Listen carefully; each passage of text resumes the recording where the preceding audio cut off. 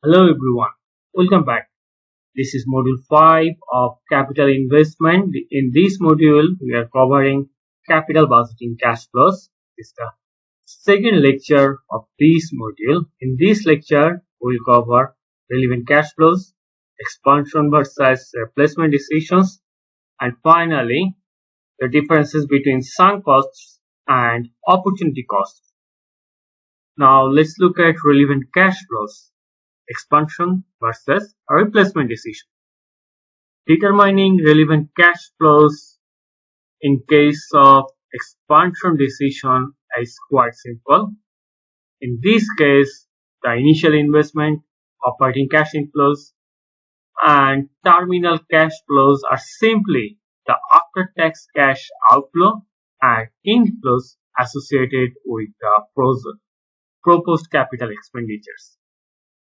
But in case of replacement decision, developing relevant cash flows is more complicated.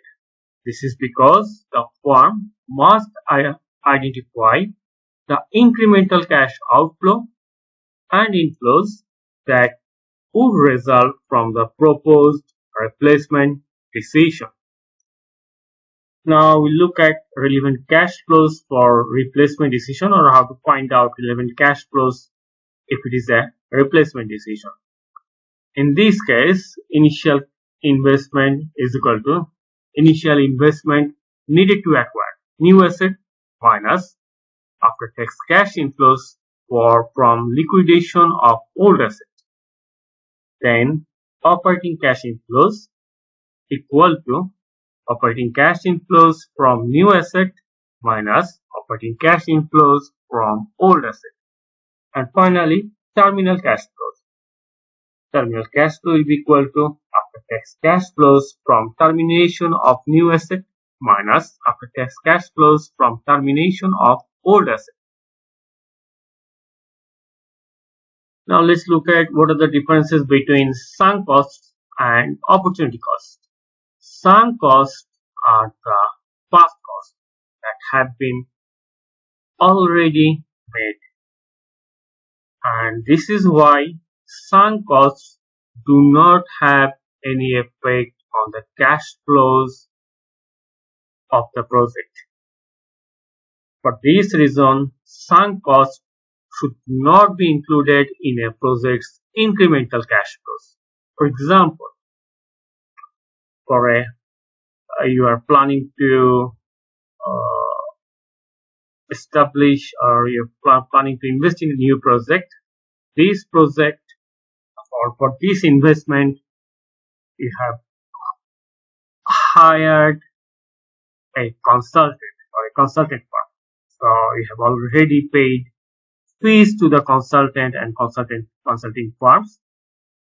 The fees of the consultant in this case are sunk costs, because consultation fee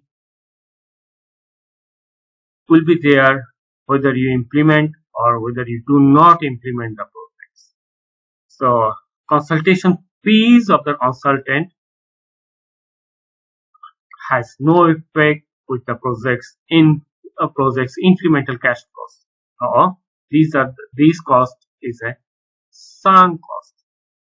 On the other hand, opportunity cost are the cash flows that could be realized from the best alternative use of an owned assets. And for this reason, opportunity cost should be considered as a cash outflows when you determine your project's incremental cash flows. For example, you have a piece of land and the market price of your land is $1 billion. Currently, you are planning to build a new factory on your land. In this case, the current market price of your land should be considered as an opportunity cost for your factory which will be established on your land.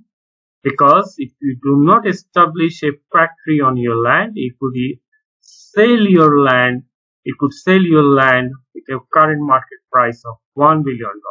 So this $1 billion is your opportunity cost for your factory, and this $1 billion should be considered as cash outflows when you determine your project's incremental cash flows.